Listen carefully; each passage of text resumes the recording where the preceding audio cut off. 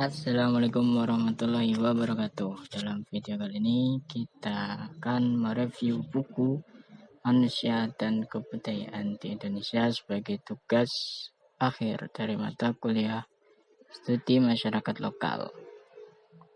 Buku Manusia dan Kebudayaan di Indonesia ini ditulis oleh Profesor Dr. Kunchantengrat yang terbit pada tahun 1988. Merupakan kumpulan artikel dari berbagai akademisi tentang masyarakat dan adat istiadat dari aneka macam suku bangsa di Indonesia yang masing-masing ditulis oleh ahli antropologi dari asal daerahnya atau yang pernah lama tinggal di sana. Dalam video kali ini bab yang diulas adalah tentang kebudayaan Aceh yang ditulis oleh Teguh Syamsuddin dari Universitas Syah Kuala. Merupakan lektor muda antropologi Universitas Syah Kuala, sarjana antropologi dari Universitas Pajajaran pada tahun 1966. Assalamualaikum warahmatullahi wabarakatuh. Dalam video kali ini kebudayaan Aceh di sini dalam buku ini diulas dengan menggunakan konsep teori budaya, unsur-unsur budaya yang dipelajari dalam antropologi, yakni lingkungan alam, bahasa dan tulisan, pencarian hidup, religi, sistem kemasyarakatan, pendidikan, dan sebagainya. Pertama yaitu lokasi dan lingkungan alam. Provinsi Aceh terletak di ujung Pulau Sumatera dan pulau-pulau kecil di sekitarnya seperti Pulau Simiolu, Pulau Wei, dan Pulau Priuh, dan sebagainya. Sebelah utara dan timur provinsi ini berbatasan dengan Selat Malaka, selatannya itu Provinsi Sumatera Utara, sementara sebelah baratnya adalah Samudra Indonesia, yang sekarang terdiri dari 23 kabupaten kota antara lain Aceh Besar, Pidi, Aceh Utara, Aceh Timur, Aceh Tengah, Aceh Tenggara, Aceh Barat, dan Aceh Selatan, dan lain-lain. Sementara wilayah Aceh di ujung Sumatera ini dibelah oleh pegunungan Bukit Barisan, di mana sebelah barat pegunungan itu daerahnya sempit dengan hujan yang lebat, berisi bukit-bukit sukar yang dilalui, daerah yang curam di tepi laut. Daerah-daerah ini tidak banyak penduduk, sehingga hanya ada 2 kota besar yaitu Melabuh dan Tapak Tuan. Sementara di sebelah timurnya, pegunungan itu subur dan terhampar luas. Sebagian besar dataran rendah dan banyak menghasilkan padi. Di pantai Selat Malaka dapat ditemui daerah yang berpaya-paya dan ditumbuhi hutan bakau.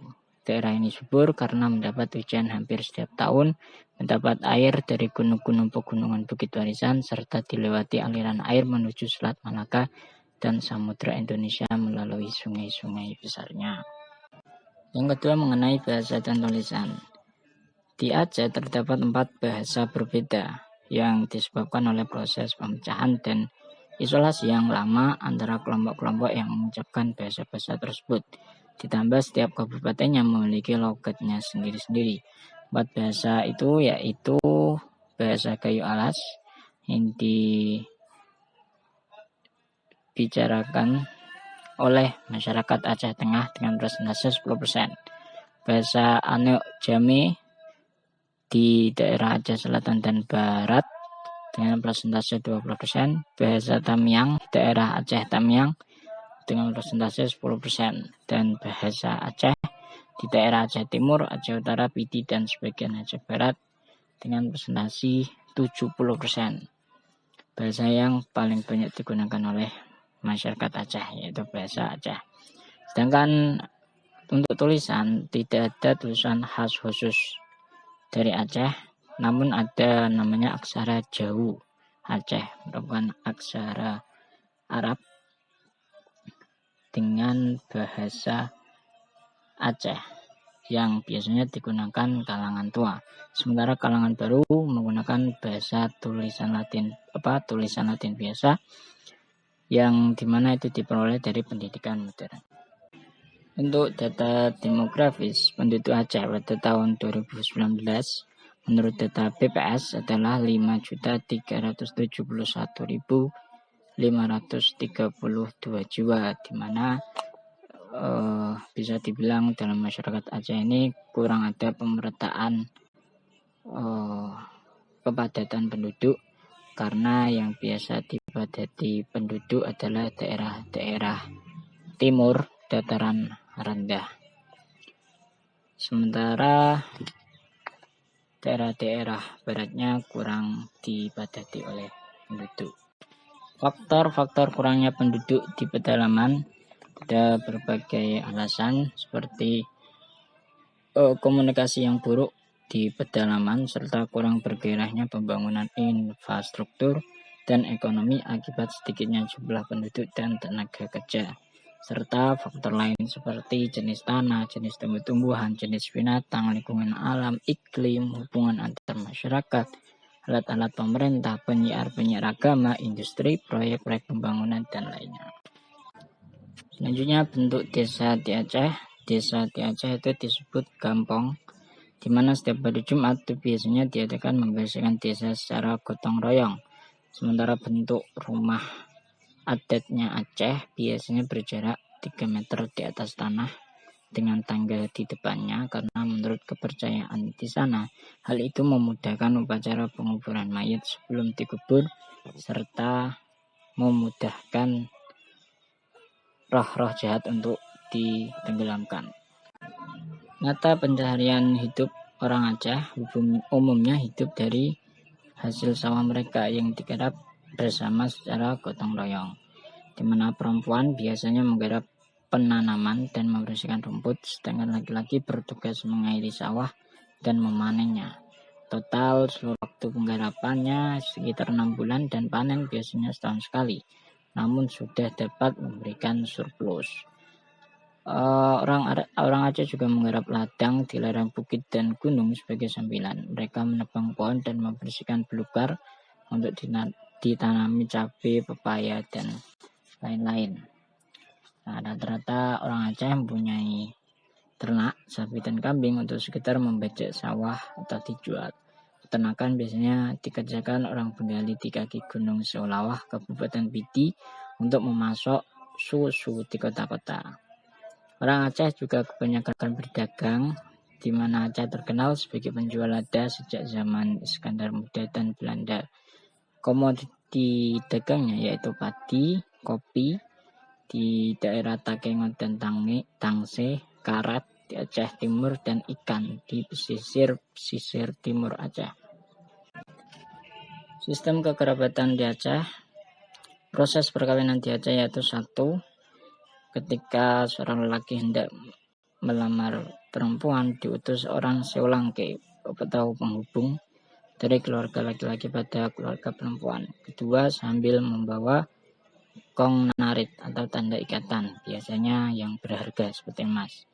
3. Saat pernikahan, laki-laki menyerahkan joname atau mas kawin yang kadarnya sesuai status orang tua si gadis.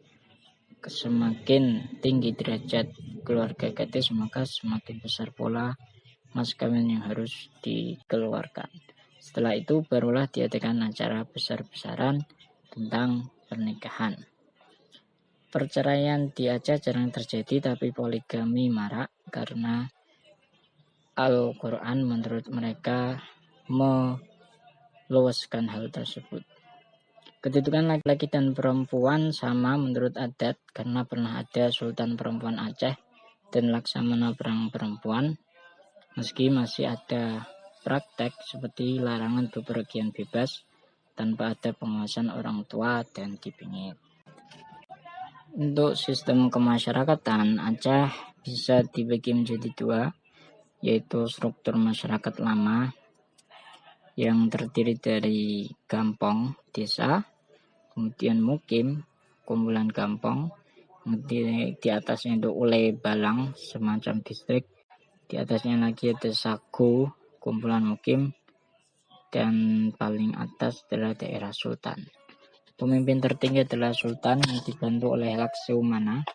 bimbingan perang yang menangani masalah pertahanan, kemudian upah atau kepala polisi yang menangani masalah keamanan, sekretaris yang menangani masalah administrasi dan sebagai juru bicara dan diplomasi, kemudian majelis atau pengontrol pemerintah. Sementara di struktur masyarakat paling rendah, yaitu di kampung atau desa, itu terdapat beberapa pejabat, yaitu kausi atau kepala kampung, kemudian yaitu yang menangani pemerintahan, kemudian tengku, pimpinan agama yang menangani masalah agama Islam, kemudian urung tua atau kumpulan sesepuh yang memainkan fungsi wakil rakyat yang mengawasi dan menasihati pemerintahan. Sementara struktur sekarang Aceh termasuk daerah istimewa yang meliputi 3 hal, yaitu keagamaan, peradatan, dan pendidikan. Masalah birokrasi di Aceh sekarang itu sistem koordinasi yang rumit, inkompetensi seseorang yang dipercaya menjabat, rangkap jabatan, dan komunikasi yang buruk. Untuk kebanyakan orang Aceh beragama Islam madhab Imam Syafi'i. Biasanya mereka tergabung dalam ormas Muhammadiyah dan Al-Wasliyah. Terdapat pula agama lain tetapi biasanya bukan berasal dari Aceh asli. Orang Islam biasanya menjalankan pengadilan hukum Islam. Paling rendahnya ada di masjid setelah sholat Jumat, kemudian naik banding kalau tidak diterima, dan yang paling tertinggi adalah Majelis Syariah Aceh. Orang Islam Aceh biasanya menyelenggarakan kenduri yang dipimpin Tengku Maunasah, di mana prosesnya tuan rumah menyampaikan maksud, kemudian dilanjutkan berzikir dan berdoa, dan sholawat pada Nabi Muhammad. Pendidikan di Aceh sebagaimana pendidikan di daerah lain, tetapi yang khas di Aceh itu ada pendidikan agama. Biasanya dimulai dari usia 7 tahun yang diselenggarakan di Maunasah atau semacam pondok kecil di masing-masing pesantren kecil di masing-masing desa atau kampung yang dipimpin oleh Tengku Maunasah. Sementara pendidikan agama juga diselenggarakan oleh Departemen Agama dan pendidikan umum diselenggarakan Departemen Pendidikan dan Kebudayaan sebagaimana daerah lain. Sejak dulu Aceh akrab dengan perubahan sosial akibat pengaruh asing.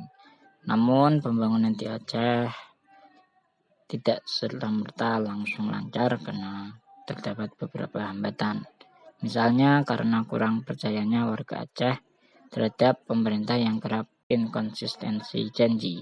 Modernisasi bidang pemerintahan kurang membawa efek positif dan malah menimbulkan hal buruk.